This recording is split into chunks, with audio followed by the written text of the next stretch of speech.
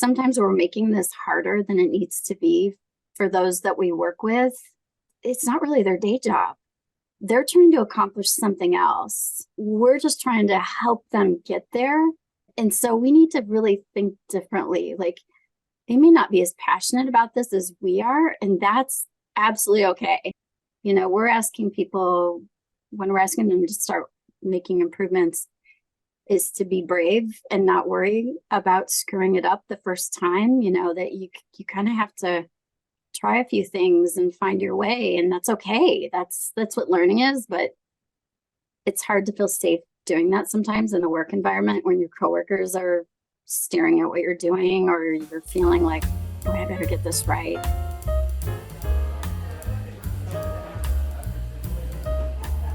Hey everyone, I'm Elizabeth Swan. And I'm Tracy O'Rourke, and we're from the Just in Time Cafe. Welcome to our podcast.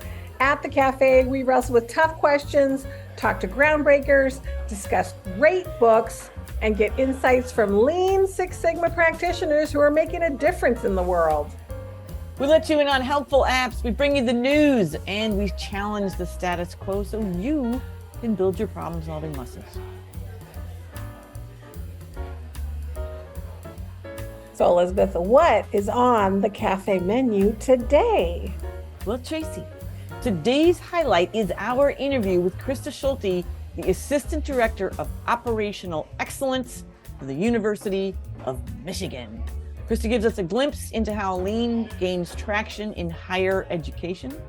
For hot apps, we delve into artificial intelligence again, and the results are real and really useful. We're going to tell you how to use it for change management, kind of a new thing. And for Q&A, we touch on the temptation to do things ourselves, even when we are sacrificing collaboration. It's a great day at the cafe, Tracy. Absolutely. Up next, it's Hot Apps. Yes, it's an AI writing tool, and it's getting higher marks than ChatGPT. It's a marketing tool, and you might wonder what connection it has to continuous improvement. And I'd say that everyone in continuous improvement is a marketer, right? How many times have you heard, Tracy, from team leads or clients about their struggles to engage everybody in fixing processes, especially if they see it as an extra job, right? I have my main job, now you give me another job. As opposed to a way to, remove wasted time and rework and everything that's in the way of people having a great job, right? So, if you find yourself trying to sell process improvement or convince someone that your countermeasure is going to help them, then AI, in this case, Writesonic, that's the app we're using, or that we tried out for today, could help you, right? So Tracy, what's your take on that idea that we're all marketers when it comes to change management? In the awareness and desire phases of the ProSci ADKAR model, you could use a little help, right? I 100% agree. There are many clients that have said they need help. And after some root cause analysis, what I find is they have the results, they have the support, they are making progress. They don't have a program problem. They don't have a project results problem. They have a marketing problem. They're not sharing successes. No processes are established to share and celebrate success. And they don't have somebody spending time writing the success stories and the marketing. And that, to me, is the most exciting part. Like, why wouldn't you want to do that? Because you're sharing, and putting a bright spot on people that are successful, and they so appreciate it too, right? I mean, let's face it, people do say, I don't want recognition. I don't want recognition. They don't want to have to ask for recognition. They want recognition. And so this is so important too, because as we know about the change curve, we need to show a certain group of people that this stuff is working before they will even dip their toe in the pool.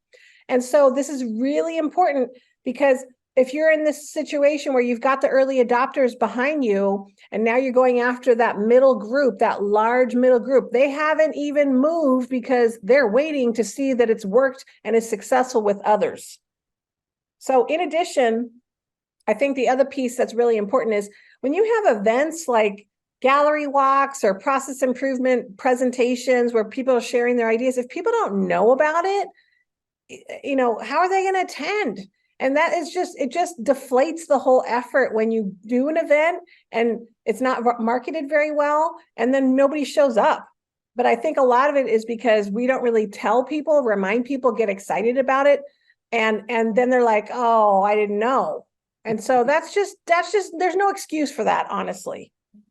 I am still stuck on that comment you just made, is that people say they don't want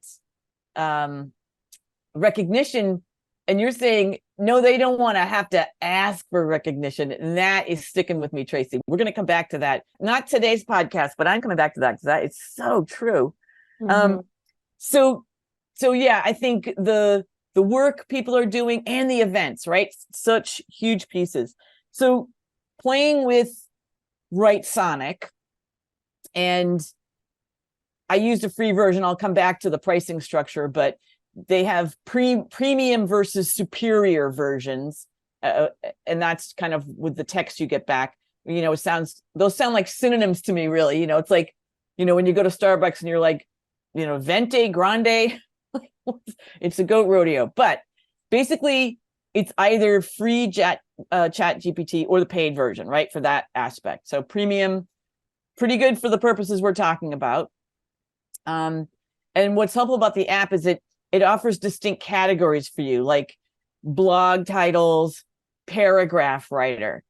And maybe those aren't exactly what you want, but I played with it a little bit. So I wanted to see if it could draft a project title using a blog title, or the blog title function. It's one thing to write a problem statement. We've discussed that. That's a process. That's the thing people also have issues with. But it's another thing to name your project. And you and I have worked with groups that have great names, and it's fun. Like, people get really engaged. Like, I had a project recently where it was Trey's Anatomy, right? They're trying to get breakfast to the patient sooner, which is to take off on Grey's Anatomy. Another one was 340B, which was a form, or not to be. They made the whole thing in the style of Shakespeare, also hilarious. So I used the blog title function and I put it in the subject, and you can have a lot of space to put whatever you want in the subject. But I just said it takes too long for patients to get their test results, right? That's what I'm working on. And it gave me like, breaking the waiting game, or accelerating healthcare, or, from frustration to efficiency. And then it had subtitles, how to get faster test results for patients, solving the test result delayed dilemma, a little alliteration there. They're kind of pithy, get my attention. And then you can use paragraph writer, right? That's kind of generic, to craft what I would say is a WIFM, or a what's in it for me statement for a stakeholder. You tried that one, didn't you, Tracy? Mm-hmm. Yes. So first off, I got to choose a topic. So there's room for 600 characters, so you can expand here. And I gave it some info around, okay, how do I get people to want to try to use this test input field? What are some of the benefits? So I was just putting in some key phrases like, new test input field requires less input, easier to fill out, basic stuff that it's kind of blah, want, right? So I want to see what it can do to maybe amp it up a little. And then I chose the tone of voice I wanted to use. So encouraging versus excited, professional, witty, and a few other options. And then you get to choose how many words, about 100. There were a few other options, but the last one is how many versions I wanted. And the default was 3 versions. And you know what? It did a really good job of amping it up, getting a little spice with, benefits that would sound kind of wah. I mean, who wants wah when you're trying to get people excited? So they said, what it came back was, as an example, this new test input field is a game changer for you in so many ways. Not only does it require less input, but it's also incredibly easy to fill out. Gone are the days of spending endless hours navigating through complicated forms.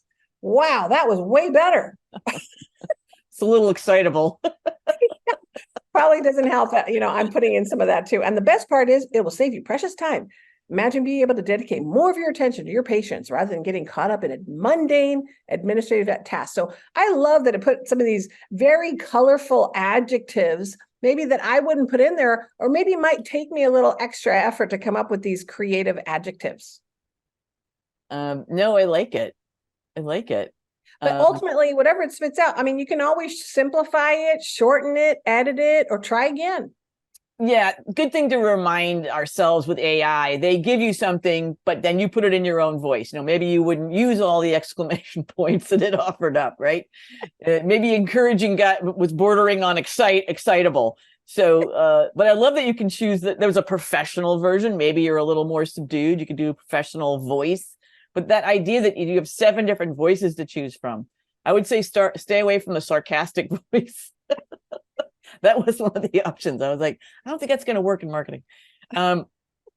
So just in terms of pricing options, Tracy and I are using their free trial. It offers 10,000 free words per month. You can stick with that. It's also the currently free version of Chat GPT, which is 3.5. You've also got the unlimited version. I think that's $16 a month if you pay it annually, $20 a month if you do it monthly. Business plans, you can also get some that are $12.67 a month for 200,000 words, and that refreshes every month. So Writesonic, it's channeling all different formats for marketing with AI. And Tracy and I have played with it, and I think if you would like some help getting excitement around improvement efforts on any level, right? At the higher levels, trying to drum up people to come to events, or personal level, and you've got a project, you want to get some stakeholders engaged, I think it's worth a shot. What do you think, Tracy? Absolutely. It's pretty nice. Or you could just hire somebody like me on your team that is just excited about everything all the time, but I'm not cheap. No one's ever said that about you, Tracy. Right. I'm Elizabeth Swan, and you're listening to the Just in Time Cafe podcast. In a short while, you get to hear our interview with Krista Schulte.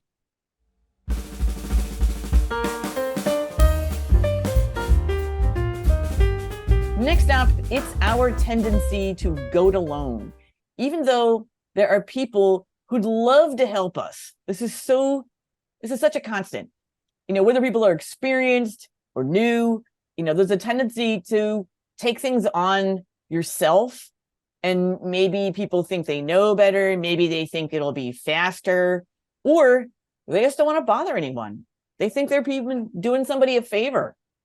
And it reminds me of someone told me an anecdote once that Jimmy Carter once spent an entire weekend working out the budget all by himself, and then was shocked on Monday when nobody wanted any part of it, right? He was trying to be efficient, but by leaving everybody out, he got 0 acceptance.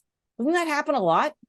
Yes, this has been my mantra, especially around, I see a lot of people trying to go at it alone, because you're right. They think it's more efficient. They think it's going to be faster, but in actuality, that part is faster, but then you run into it just adds on the back end when you're trying to get buy-in. So I think the approach of going at it alone actually lengthens the actual change. People go, why don't they want to change? Because you didn't involve them. And the biggest one that I've been harping on a lot lately is process walks. Like, we talk about process walks and we tell people, don't do it alone, go with the group, go with everyone or a majority of people that work in the process. Yet I still have people in my classes that report back and say, oh, I went by myself. Why? Right. And I tell them, I say, this is something people need to see with you. They need to see the pain too. It's very different when you try to go see all the changes and all the pain, and now you're going to tell them what to do. It doesn't work. It's not as effective. They need to see the pain. They need to see the redundancies, and they are now motivated to make the change. Now, unless you want to go ahead and own motivating them to make the change, then go by yourself, because we know it doesn't work. And I get so passionate talking about this, and yet the natural tendency is to walk the process myself because I want to see it and I want to fix it. And you just robbed everybody of the collaboration and the ahas. And now you have to go embark on the change yourself. So yeah, I mean, that is so important. Yeah, I mean, God, you point out two great things. If you own all of this, then you will continue to own all of this. You'll never be sharing the burden. And I think that's something I try to remind people of on all aspects. If you do not share ownership, then it's all on you. And that gets heavy, right? That burden gets heavy. It makes this kind of work really less appealing. You know, I could see people sort of bottoming out because it's like, well, I can't do that. I can't keep up with this. It's like, yeah, because you didn't invite people into it. And the other thing I love that you pointed out is it's a false economy. You think you're saving time. I'm faster at this. I can get this thing done. I know it better. And I won't bother people, but you pay for it on the back end. You pay for it when it's time for folks to get involved and make the thing happen, right? Now you get resistance. You get people that have no idea of the things you've seen because you didn't invite them. So that's a great one. I'm sorry. That's happening a lot in terms of Gemba walks, but I will get on that campaign with you, Tracy. I will work hard. And I want to share one more that is really important too, it's just the messages keep coming to me. And that is people sometimes when they go to change a process, if they know that someone was part of designing that original process, they want to exclude them because they're like, oh, they're not going to want to change.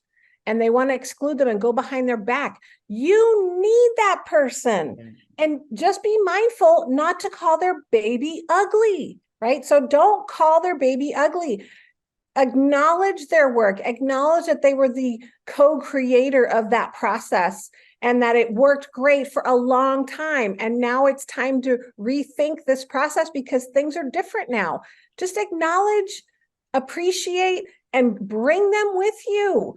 Don't go at it alone. Don't go out without them because it's not going to be good.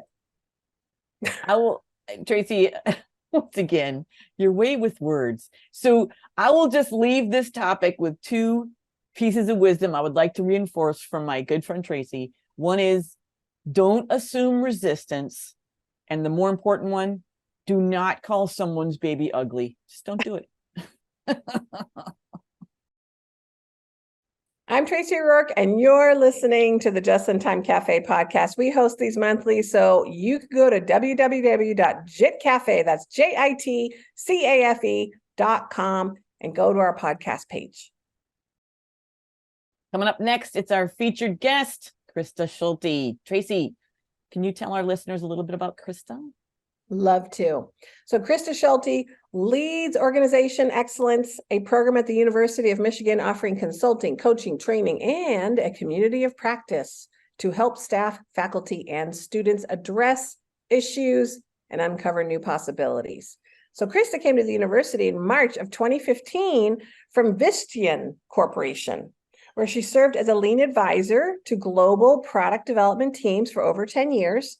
And prior to that, she applied lean at Ford in different engineering, process leadership, and operations roles. Krista earned a BS Industrial and Operations Engineering degree and MSc Engineering Management from the University of Michigan and is a Six Sigma Black Belt. She also sits on the steering group for the Lean HE, that's Lean in Higher Education Americas. And you're going to get to hear her little stories about having Jeff Liker as a professor. Oh my goodness. Professor Liker. We are so psyched to have her at the cafe.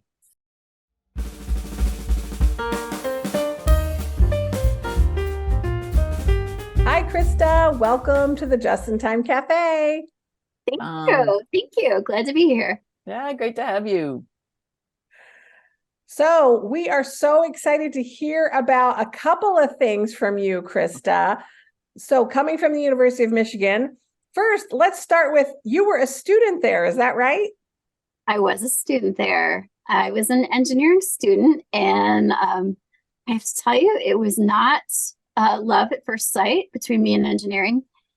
But it was like, keep grinding. And then in my senior year, I took a class with Professor Jeff Liker, And that was it. That it was just the thing that resonated for me. And ever since then, I've really dedicated, all my work has been about that topic, about lean, because it just really, that was a thing. Yes. So did you go on all the tours to places like Menlo Innovations and Zingerman's as well as part of that study? Well, I didn't do it as a student, but I've done quite a few tours since then. I have seen Menlo. I think one of the most formative experiences for me was I actually visited a Toyota factory in Kentucky. So they were really the leading edge of developing the system, and that was very eye-opening. Was Very. Tracy Richardson there at the time still? If she was, I did not meet her. Okay. But anyway, Professor Liker, you had Professor Liker. What was he like as a professor? He was young. My gosh, it was a long time ago. He was still early in his career. Wow. And I think what I liked about the lectures is that it was always interesting. It was always something new. He was never, he made things interesting. He helped you really see into whatever topic he was talking about, whether we were learning about, the Hawthorne effect or learning some of these principles, in a way it felt like we were learning together because he was still early enough in his career that he hadn't published a lot of his landmark books yet. So it was really neat to be kind of in the leading edge of this kind of work. Wow. That is awesome. Yeah. He's a great teacher. Yes. So you made it part of your career. So you are currently now part of operational excellence at the University of Michigan. And how long have you been doing that? So I came to University of Michigan in 2015 to really start a lean program for campus. Our medical system had already been doing a lot of lean work, but campus really hadn't done any kind of coordinated efforts. So I came in 2015. Before that, I'd spent my whole career in the automotive sector. So it was a very different culture coming to higher ed, but the problems were the same. The kind of experiences were the same. I feel like every time you are bringing together people and systems and processes, it kind of doesn't matter where they're from. They're all experiencing the same kinds of issues.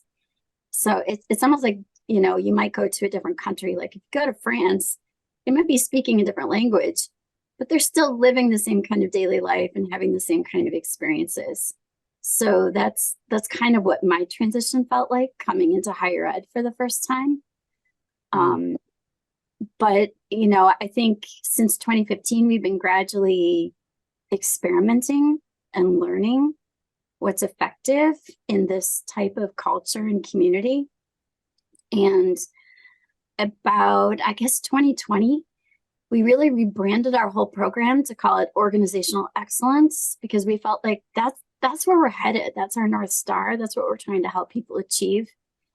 And we started just changing the way we talk about this kind of work to make it feel hopefully a little more accessible to the people that we're working with. It's so critical. I think people forget the impact of language and that the words we use, the jargon can create unintentionally in crowds and out crowds. And people immediately sense, oh, I'm not really part of this crowd. They're using a special language and I don't know it.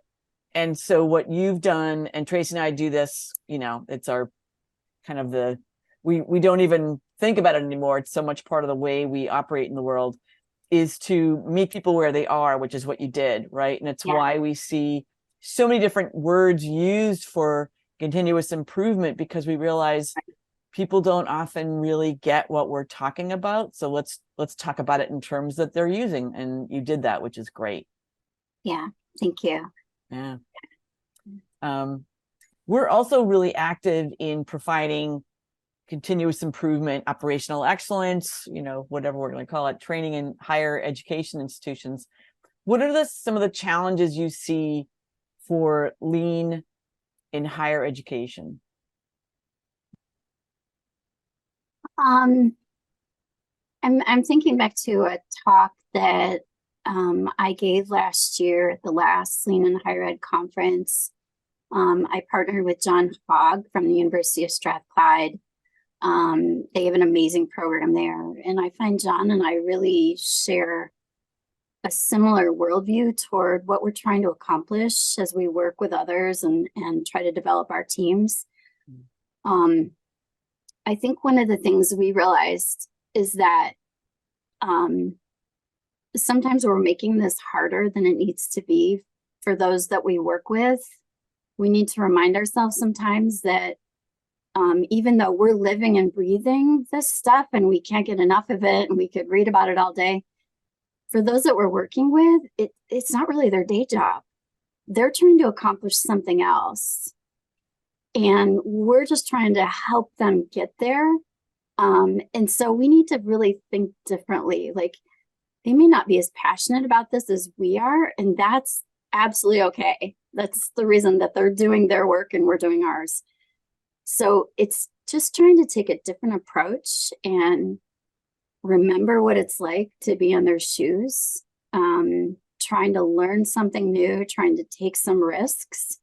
We're asking people, when we're asking them to start making improvements, is to be brave and not worry about screwing it up the first time. That you kind of have to try a few things and find your way, and that's okay. That's what learning is, but it's hard to feel safe doing that sometimes in a work environment when your coworkers are staring at what you're doing, or you're feeling like, boy, I better get this right.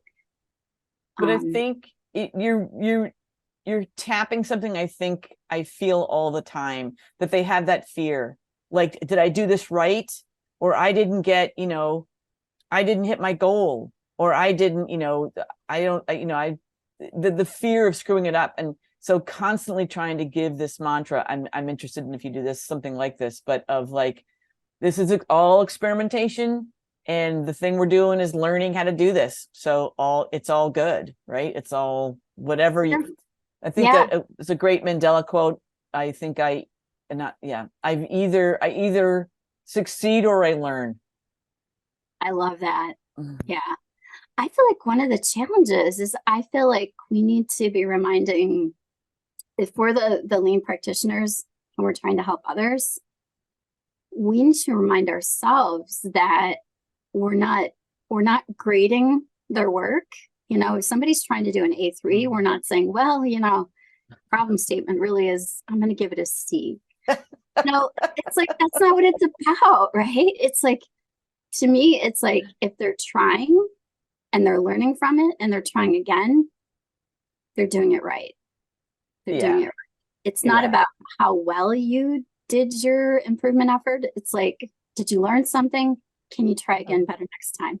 Mm-hmm. So. Well, UC San Diego, as you know, because they are hosting the Lean in Higher Education Conference this year in 2023, they have made some really significant strides with having staff implement process improvement. They've trained, I want to say, is it 6,000 problem solvers, like yellow belt and green belt? And I just spent the summer training UC Santa Barbara, UCLA, UC San Diego, Cal State LA, all of these institutions that are in California, because obviously that's where I'm at. And, they're really trying. And some of the interesting challenges I've been seeing is all the processes are invisible, right? So it's not like a manufacturing organization or even a widgety process, like, I don't know, like healthcare has processes, but they're pretty widgety. But education, invisible, non-widgety processes. And so getting them to understand the flow and why that's important, it has been really interesting. And obviously it varies as by individual. Some people are really process focused and other people are not. But I think that has been really interesting for them to kind of get this aha, like, oh yeah, it's a series of steps that we all have to do, and we actually can affect that. Yeah, right. Absolutely. Yeah. But I think my favorite thing is going to sound, it's just fun from being an instructor, but the most creative project names come out of education. Right? Like, I just love it. They just have great, like, because we always say, okay, come up with the project title, and it's always so funny. I mean, they're so funny, like no mo slow flow, and don't holla at the scala. That's great. Yeah. Or like at UC Santa Barbara, where most students are, using bikes. One project was, you stole my bike, because if students park it in the wrong space and they have to go retrieve it, it takes over an hour to get their bike back. And so they're like trying to improve that process. So I just think, I just love that, because they're so creative and wanting to learn, but it feels like they're enjoying the process as well, too. What are some of the bright spots you've seen, Krista? I think, sometimes when we're doing a mapping session, and this has been true forever, always when we're in a mapping session, is that we'll have people come together, and there's such that aha moment where everyone is seeing something for the first time. They're making the connections, they're understanding how they're all part of this, and how they're impacting each other when things aren't working. Like, often people are oblivious when they're delivering a piece of their work, and they really don't know how the next person will be using it, or evaluating it. And when we're all in a room and people are suddenly like, oh, I had no idea that this was how this worked, just those discovery moments. And we were working recently, and one of the statements that came out of that was, one of the major stakeholders, she said she felt heard. She'd been really struggling. She was kind of at the end of the process, and all the things were coming to her, and she'd really been struggling with how things were being delivered and trying to make the best of it and get everything done. And it was rough sledding. And, because things weren't coming to her in the way that it would make it easier and more effective. And she was finally able to voice that, and just, being acknowledged that there might be a different way, and that people were open to it and supportive, and just really a great team culture to help each other. Nice. Krista, tell us about the Lean in Higher Education conference that took place in Michigan. We were privileged to host the conference in 2019. This was the last time we came together in person before the pandemic. We had no idea what was right around the corner, because we gathered in November of 2019. I think, to us, what's amazing about bringing together the people that come to this conference is the atmosphere that's created there. It's like being in a room with a bunch of your best friends, and you're all learning together and you're sharing together. One of the things that makes this conference feel different to me is that people are so generous with their time and their thoughts and their willingness to collaborate. It's so easy to ask for help and ask someone else, like, how did you guys figure out how to do that? How did you figure out how to say that it connects with others? People are just so giving at this conference, and they're also very candid in sharing what they've tried that maybe didn't go very well, so that everyone else in the room can learn about it and think about it and benefit. I think it's just it's a great group of people. So it's easy to have a good experience. I just want to say before you go, Tracy, just that combination of candid and generous, that is awesome. Like that, what a beautiful combo. Absolutely. So this is going to be my first time that I've attended in person the Lean in Higher Education Conference, because I didn't know about it in 2019. And then obviously it was COVID, but they still had them. I think what's very unusual, and like no other Lean conference that I've been to, is this conference has a global, like it's global. So I think last year they had it in Australia, the year before that they had it in Scotland, and then the year before that, where did they have it? I can't remember. After Michigan, but it trots across the world. It's a globe-trotting conference, right? So, which is really cool. Yeah. And I've never, I've been to lots of Lean conferences, but a lot of them are in the US, and they maybe switch locations, but it's always in the US. It's never, I think AME once had it in Canada, but, and then, like the conference in Brazil, it's always in those locations, but this one goes everywhere. And I think that's pretty cool. And it also means that you have a global audience, right? There's a lot of people that go across the globe to be at these conferences. So, wasn't it at in Dubai as well, or someplace? No, like that? Not yet. It hasn't been in Dubai yet. Okay. But yeah, it's been in Australia, and I'm trying to think. There was in 2020, we just had an online conference because people were still trying to figure out what to do about the pandemic. Yes. So and it was in the UK once as well. It's been in the early days. I think the first one was maybe in 2014, and there were a couple in the UK. Norway. There was one in Norway. Oh, nice. Yeah, I have to get on this mailing list. These are all places that I want to go. So you've just named like my bucket list. So get me. Exactly. I want on this train. Yeah.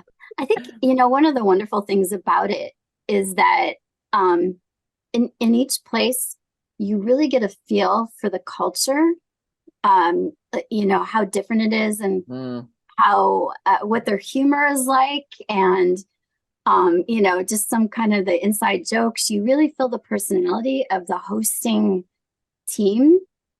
So it seems like whatever region it's in, and it rotates every 3 years to the different regions, from Asia Pacific to Europe to the Americas. Yes. There's always the attendees are predominantly from the one region, and then maybe, I don't know, 25%, 30% of folks attending come from other regions. So it gives you a real chance to just learn about what other groups are doing, what they're emphasizing that maybe you haven't been thinking about or learning about. Like I always notice the Europeans, they really bring sustainability into their work. They're just very mindful of that. I feel more so than the Americas are yet.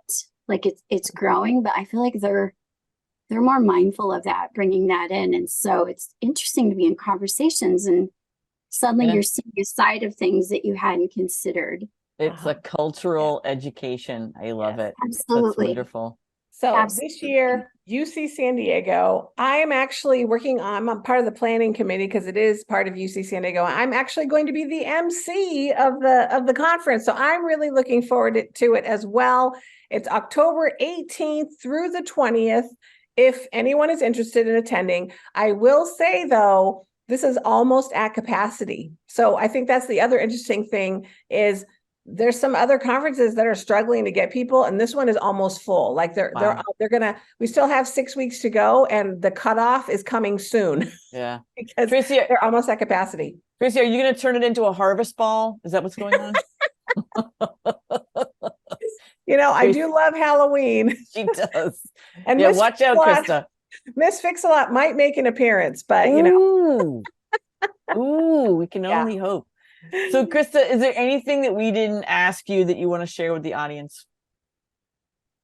Well, it's just kind of as a follow-on to what Tracy was saying. I think if you're trying to do this kind of work, if you come to this conference, you're going to meet some of the people who are leading edge in this kind of work. You're going to have a chance to just talk with them between breaks, have lunch with them. As I mentioned, everyone is so giving and so supportive of each other. It really is a community. Like once you're known, it's like people reach out to you, people support you. It's a great opportunity to meet some of those people that you might have seen their book. And this is a great chance to spend 3 days thinking with others who are trying to work on the same kind of things you're working on. Mm-hmm. Love it. Yes. Very exciting. Can't wait. Well, thanks for coming to the cafe, Krista. How might someone get in touch with you if they wanted to connect with you? The easiest way is just reach out and email me, or they can reach me on LinkedIn. But we love to hear from others. We often host other universities. They like to spend a day or spend an hour or two with us on the phone. And we welcome that. We really see it as part of our mission to help other universities do this kind of work and engage with it. So feel free to reach out. Wonderful. We'll put links so you guys, anyone out there wants to reach out to Krista, you can. If you're listening, Krista, Krista Schulte. And Krista, it's been a joy having you on the cafe and hearing about young Professor Liker. That was awesome. Yeah, absolutely. Take care. Thank you for having me. Thanks.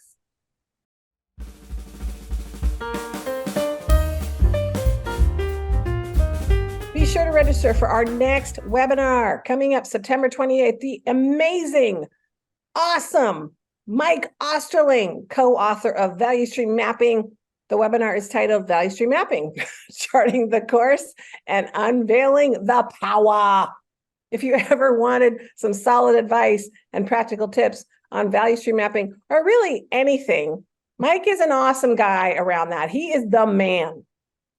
And have you ordered Elisabeth's book yet? Be sure to get a copy of the best-selling Picture Yourself a Leader, because you are one, whether you know it or not, and you can get better at it. All the links are going to be shared below. And be sure to check out Baby Got Tools, Tracy's new hit lean parody rap video that will pump you up to crush waste. And hey, do you want to meet me and Elisabeth in person?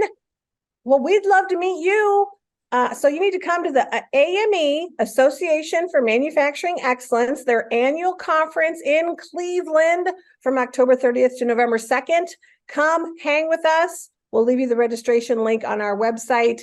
It's going to be amazing. That is one of my favorite conferences of all time, really.